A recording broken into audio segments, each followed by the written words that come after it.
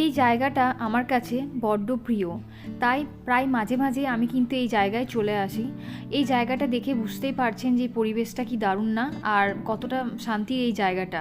এই জায়গাটা হলো বীরভূমের দক্ষিণ গ্রাম নামক একটি গ্রাম, এবং এই আশ্রমটা যেটা দেখছেন এটা হলো গোপাল খ্যাপার সেবাশ্রম। এই আশ্রমে কিন্তু আপনারা বিনামূল্যেই খাবার খেতে পারবেন, বা ভোগ বা প্রসাদ যেটাকে বলা হয়, একদম বিনামূল্যে। এখানে এনারা কিন্তু কোনো টোকেন বা টিকিট যে ব্যবস্থা অন্যান্য জায়গায় বা অন্যান্য মন্দিরে হয়, এখানে কিন্তু সেটা নেই। আপনারা নিজেদের ইচ্ছে অনুযায়ী কিন্তু এখানে, বা নিজেদের সামর্থ্য অনুযায়ী কিন্তু এখানে দান করে যেতে পারেন।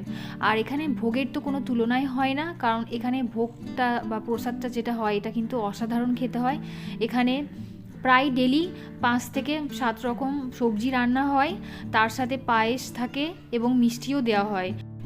এই ভিডিওটা শেয়ার করলাম, ভালো লাগলে অবশ্যই একটা লাইক করে দেবেন।